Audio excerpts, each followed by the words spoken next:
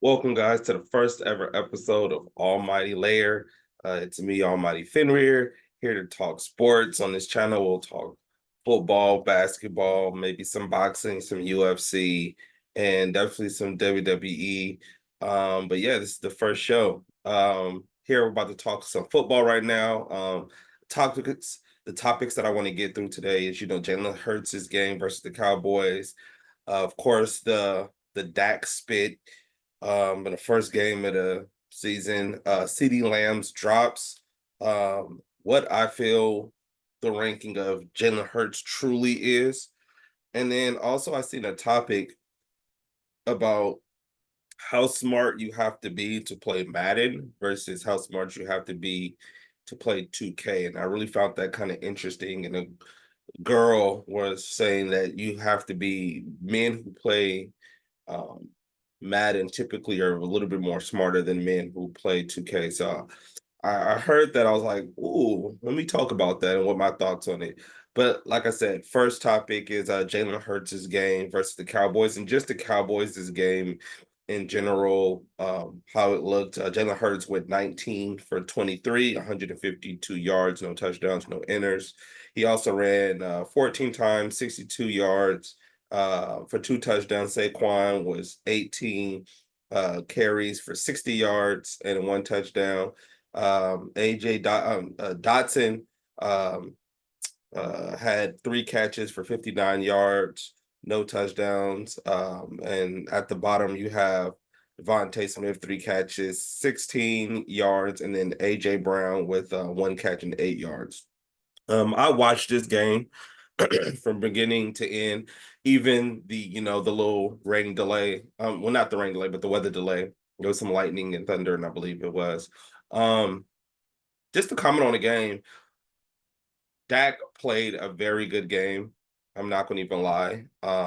Dak went 21 for 34, 188 yards, and CeeDee Lamb went for seven of 110.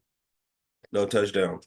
Again, I think both quarterbacks played a very good game. Um, but this is why, and I'll touch on it later. But Dak played a good game. You can't even fault him, and I really don't care about the um the Cowboys like that. I feel like they're overhyped every year. But I can't lie, Dak played a very, very good game. And when I watched the game, I thought that the catches that they were saying that CD should have made were very, very hard contested catches. So I really didn't give him any flack until I watched the replays, and then I actually seen from a different angle how the catches actually looked. And maybe that last one, I'll give him a pass where he kind of dove for the ball and he dropped it, whatever, because that was a kind of hard catch. But the other three, coaches always say if the ball hits you in the hands, you have to catch it. You got to catch it. And him being one of them top players, he got to catch it. You know what I'm saying? There is no more Michael Parsons on your team, so you cannot lean on your defense to give you that ball back. You are on a defense that is going to play very, very optimistic. You know what I'm saying? So you might get an inner, you might get a sack. There is no guy that you can really look to. So like you gotta, when it comes to getting like them passes that you got to catch, you might not get another chance to catch that ball because they're the defensive opportunities to give you, you might just not get. So definitely CD has to clean that up, but I believe that he will. He's one of the top players in football. So, but yeah, those I like I said, out of them three or four, because I believe you dropped four balls. Them at least three of those you should have caught. You should have caught. But again, Dak played a very, very good game. The running game, I know for a fact they are reminiscing. Like that meme where it's like Wolverine, like what, like has that little picture, and he's like, wishing he had Jean Grey. Man, I know for a fact Dak and just Cowboy Nations wish they had Tyron Smith and that all pro center and the all pro guard that they used to have, and you had Ezekiel Elliott in the backfield and stuff. Like those were good times, right? And now you're sitting here and that running game was not it. And this is not with Jalen Carter. And we'll get to that. But this is without Jalen Carter. You know what I'm saying? Without Jalen Carter, you guys really didn't do anything. And then Miles Sanders, I completely forgot that he used to play for the Eagles, on the like Super Bowl run and stuff like that. And for him to kind of go against the team that he used to play for, usually in those rivalry type games, at least in your mind, you're like, man, I'm about to show out. And, for him to, have that costly fumble, what I'm saying? I know that probably really hurt him. Um, but that running game just it didn't feel like anything. You know what I'm saying? And then again, like no one thought this running game was gonna definitely gonna be a running back by committee. Like they're gonna have to give it to this guy, this guy, this guy, this guy, and just see what worked. And whoever has the hot hand, they're just gonna get the most of the carries because they really don't have anybody in the backfield. At least I don't feel that's gonna be able to like do the bulk of the carrying. Um Offensive line played decent. They played deep, but again, this was without Jalen Carter, and they played pretty decent. But my hat goes off to Jalen Hurts. Jalen Hurts, man, and again, I'm going to talk about this later, but Jalen Hurts, he has that it factor, and you could tell because it's like when everything he just makes the right play. When everything was just sewn up and he couldn't find nobody to throw the ball to, he just ran for and he did the smart thing, which was to slide. A lot of people want to show how tough they are, and I'm gonna run through his face mask, and then you injure your shoulder or hurt your hand or something like that, and now your team is like without you, and you just make dumb decisions because you're trying to prove to other people who don't matter that you're tough and stuff. I don't care that you show me that you're tough. You know what I'm saying? I need you to make the plays. I need you to stay in the game because out of all the other positions that's on the field, quarterback is the only one that like you don't sub out. So you have to be there. You know what I'm saying? And so, he made all the right runs. I don't believe any run that he made was like a designed run. None of them were designed runs. He just took off running when he needed to. And that's what kept them on the field and able to make the next play. You know what I'm saying? And I think that's very important, especially quarterbacks growing up, the young quarterbacks and stuff like that. Like sometimes you don't have to be a 50, contrary what the world wants you to believe, especially the sports world. Like every play doesn't have to be a 50-yard bomb. You know what I'm saying? Just take what the defense gives you. You know what I'm saying? And then the same thing. It's like if it's not there, throw it away. Don't try to hold it too long and end up costing your team a sack or a fumble or you don't need to do that. It's not there. Look anywhere. Can you run? Da-da-da. Throw it away. You know what I'm saying? Let's go to the next play. You know what I'm saying? I'd rather us be in 2nd and 10 than 2nd and 16. I'd rather us be 2nd and 7 than 2nd and 15 or something like that. We don't need that. You know what I'm saying? Take what the defense gives you. And that's what he did. Every time the defense had everything sewn up, he just ran. And that was very smart. And I think that's the thing about Jalen Hurts that makes him very deadly is not only this he's smart, but he has the speed to get those yardage. You know what I'm saying? Like he's not a Peyton Manning or a Tom Brady where everything's just sewn up. You're just sitting there just hoping and waiting somebody gets open. Like he has that Patrick Mahomes type of thing where he's looking to pass the whole time. He's looking to pass. If it's not there, he'll take what you give him. You know what I'm saying? And he'll run out of bounds or he'll slide. And I just think that and this is game one. Everybody's not in mid-season form. So, it was very promising for to see him play the way he did. And that's the thing, like I said about Jalen Hurts, is that he's not gonna wow you on the stat sheets all the time. And guess what? This again, contrary to what the world wants you to think that you need to play the position like that. I don't care if you throw for 400 yards and 5 touchdowns. Did you win? Did you make the plays when it needed to be made? Did you keep our offense on the field and our defense off the field? Did you do that? Because I've seen so many players put up Hawaii and Texas Tech numbers and they lose. You know what I'm saying? They're doing it all in a losing effort, you know. Um, he didn't have any crazy stats that wowed you, but guess what? At the end of the day, he did what was necessary. And guess what? A dub by 4 points or a dub by 20 is still a dub. And that's what he led their team to. So again, I think Dak played very, very well, and I'm very, very anxious to see what he does. Saquon again, played a decent game. You gotta think about it. They're gonna load up on him. Dude's the reigning offensive player of the year, Madden cover athlete. You know, if he snuck up on people last year, um, he's definitely not gonna be able to do it this year. And people are gonna be gunning for him. You know what I'm saying? So he did what was necessary, keep the defense honest, you know, and I think he did well.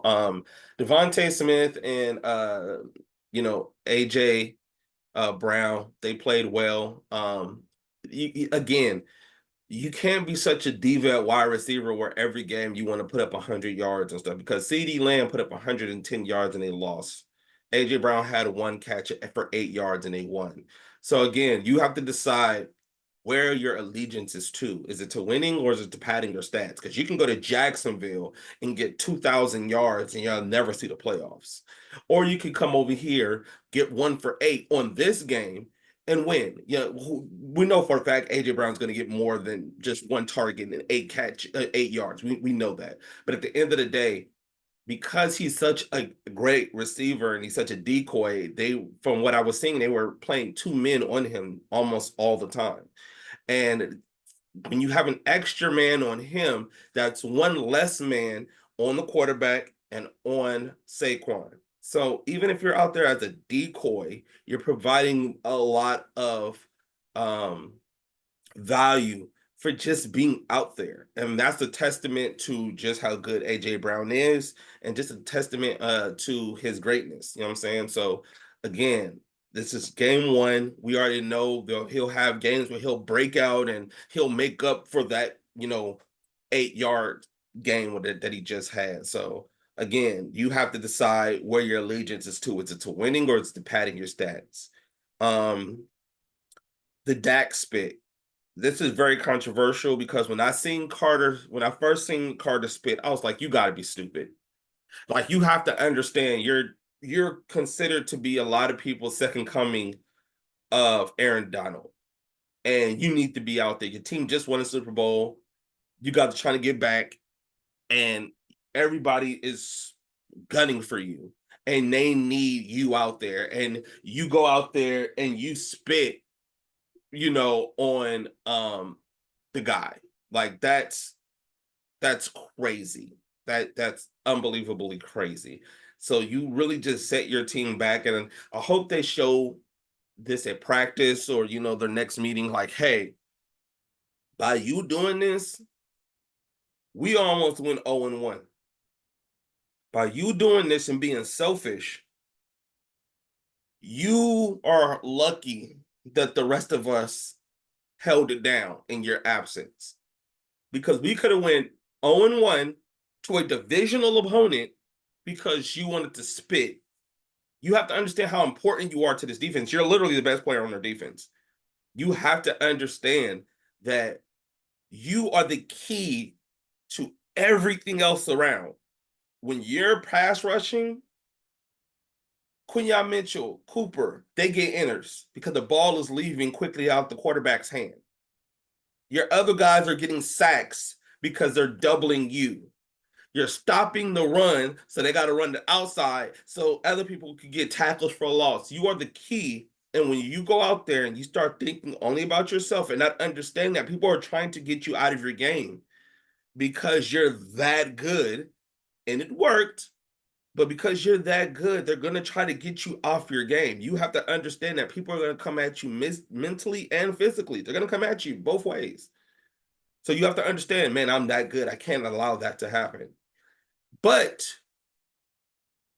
if we're gonna have that energy for Carter, we must have that energy for Dak because Dak spat first, and you can sit there. Oh well, we're just I had to spit and I had to look, bro. You look bro dead in his face, spit towards him, looked up and grinned and smiled about it. Come on, bro. Come on. Come on. Like we can sit here and act like, oh no, yeah, he didn't spit on him, bro. You spit towards him. I don't care if you spit on me. If me and you are having a conflict and you spit in my direction, that's as good as spitting on me because I'm looking at your attempt. Because you failed at your attempt does not mean that you did it. I don't know what you're trying to do. I know what you were trying to do. You just didn't get it done. But I'm sure you were trying to do. And you were trying to, even if you weren't trying to spit on me, you knew what you were doing. And spitting in general is just nasty. It's just disrespectful and it's nasty. So you knew what you were doing. Now, again, Jalen Carter, he fell for it, hook and bait. But at the same time, if you feel that Jalen Carter should be suspended next game, which I really don't think so, since he literally didn't play a snap in that game. That's basically a suspension. I believe that got to face a game suspension. He just got to. He has to face because if you're going to set a precedent that we got to be more respectful on the field and with no disrespect and spitting on people and stuff like that, and just keeping the game as clean as we can. We cannot continue to overlook the quarterback position and just be like, oh yeah, we're protecting them from physical hits, but from the law itself. No. Keep everybody under the same rules. If Jalen Carter is out here spitting on people and he gets a suspension, fine. I don't think he should because he literally didn't play in this game. But if you want to give him a suspension, fine. Dak has to serve one too. Because you cannot continue to let quarterbacks think that they're above the law. And right now, Dak probably thinks he's above the law. Look at, I got him out of his character. I spit. If you want to, talk crap to me and stuff like that to get me out of my, character, fine. But once you start spitting and stuff like that, that's different. That's totally different.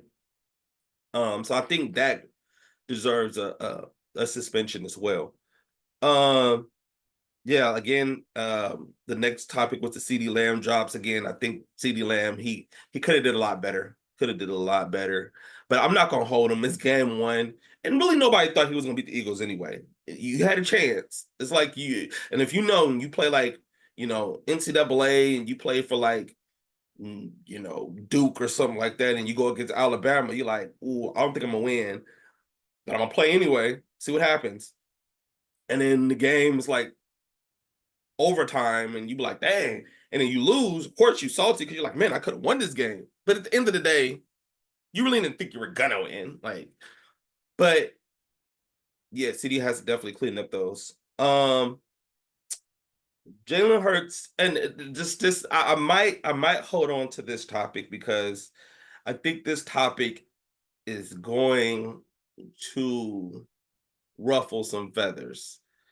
And that is I'll give you a little bit, but my next topic that I really want to address is I think Jalen Hurts is a top 2 quarterback.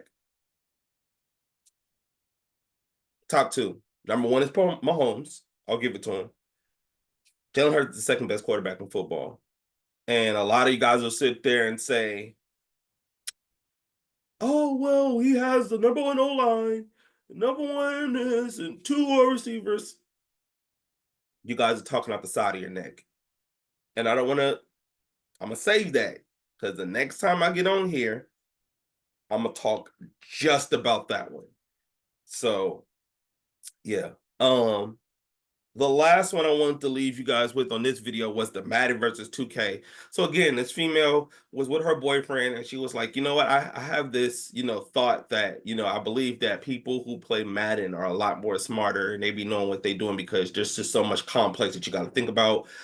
When you're playing that game, the offense, defense, D-line, corners, safeties, linebackers, offense, where to block, blah, blah, blah. Where in basketball, all you just got to do is just run and shoot and stuff like that. And I thought to myself, she ain't lying. She's not lying. Because when you play Madden, you play as the quarterback, the line, the running back, wide receivers, and tight end, just on offense. Then you play defense. You have to think about the D line, the linebackers, the corners, and the safeties. And it's just all you. And you have to vice versa go against their team. And on top of that, it's all guessing. Okay, where could they go? So this again, you have to have the foresight to see, okay, they came out in this formation. Where could they go? Where could they attack me? Because depending on your defense as well, you know what the holes are in your defense, whether it's a cover 3, 4, 6, man-to-man blitz. You know where the holes of your defense is at. So you're like, okay, how can I cover that? How can I make him think that I'm doing this and I'm really doing that? Like it's so much thinking involved when it comes to playing Madden. And again, that's only just the thought process of just positions. Now you got to think about doing this 100 yards. You know what I'm saying? Or at least 80 because you get the kickoff on a 20 or something. So at least 80 yards. So even if you figure it out, you got to do this all the way down the field. Not to mention, you really only got 3 plays to do it in because most of the time on fourth down, you're kicking the ball. So you really only got 3 chances to go 80 yards, and of course, if you get first downs and stuff like that, it resets. But I think there's a lot of foresight that you have to have when you play Madden. And I've played 2K. I'm really just a football main and Madden main, but I played 2K. It's very, very easier. And especially when you watch a lot of these players play, they just spam crossovers. And then you'll drive past this guy. Most likely the center will sag. If he doesn't, kick it out. 3, green bean, whatever like that. Or you just dunk on the guy. I just think that basketball is a lot more easier. There's not really a lot of thought processes in basketball. There really isn't. Again, I'm not diminishing the actual sport. But at the end of the day, if you're talking about Madden versus 2K, the mental gymnastics that you have to do playing Madden, and then again go 80 yards, and then again having a star player, whether that be on the defensive line or corner, it takes away from what you even do well.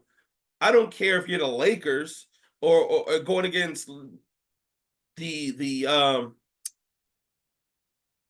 like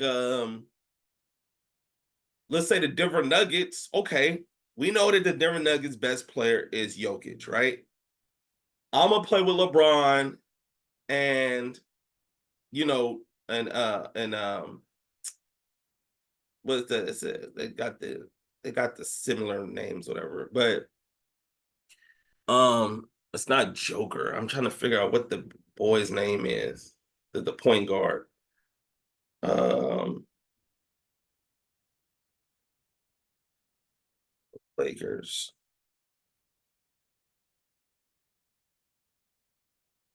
Luka Doncic. I could not think of his name. I'm gonna just shoot threes and just avoid him completely. And the thing about it is that when you play offense and you switch to defense, you're still using the same guy. You're still using the same attributes. You know what I'm saying? Like his speed will never change. If his speed is a 90 on offense, his speed on defense is still a 90. Now his guard speed might be a little bit different, but bro, like it's easier to cheese in 2K than it is to cheese in Madden. Because even if you want to just keep blitzing me, I'm going to screen. I'm going to throw it to the running back. I'm gonna hit something quick. Like you can't cheese as well. Like in any sport, I'm pretty sure you can cheese, especially in video games. I'm pretty sure there's a cheese play for every sports game. I'm pretty sure. But it's harder to cheese in Madden because whatever you do in Madden to cheese, there is a way to break it. And in 2K, from what I've seen, if a guy's over here just doing that to death on you, you pretty much just gonna have to take it and hope he misses. And then if you got somebody that's just lethal at shooting threes, good luck. You know what I'm saying? I believe it's maybe harder as far as to stop a unstoppable cheese play. But I also think that that's not mental. Like, how do you stop? You just gotta hope that he misses. You know what I'm saying? But when you play Madden, there's a little. It's a literally mental gymnastics you have to play from 100 to 80 yards down the field, and you have to account for 11 players. And guess what? Like I said, in basketball, you can play. If LeBron's playing offense, he's playing defense. So you know your star player is still out there. If I play with who's a star player on offense? Um, let's say the Jets, right? You got Sauce Gardner at corner, right? He don't play receiver. He don't play running back. He don't play tight end. So even with that dominant player, he's only on offense. He's only on defense. He doesn't play offense. So the ability to now figure out who I'm going to use on offense, because I used to play 2K and my favorite person to play with was Rondo, because short story, my cousin used to always play. He would create players, but he would play very, very realistic, and that's what he kind of got me into playing realistic. Because I used to create dudes that was like 6'6" and 240 and run a 4.3 yard dash and stuff like that. But he would create people that was like 5'11", 6 foot, 180 pounds, 185 pounds, play point guard. I'm like, why you play like that? He like, no, just a little bit more realistic and stuff like that. And me, I used to like boost all his stats up to whatever, and he would put the passing up here, but the shooting, I'm like, why you play a little bit more realistic? So I was like, okay, and it makes it a little bit more funner. So I used to play with Rondo a lot, and I used to love to just dish it to, like, and I would player lock too. So when I look back at the stats, I'd be like, oh yeah, I had like 15 points, 10 assists, 7 rebounds, more realistic. And I was, and when you play like that, it's a lot more, like I said, realistic and stuff like that. And I loved playing that type of way. But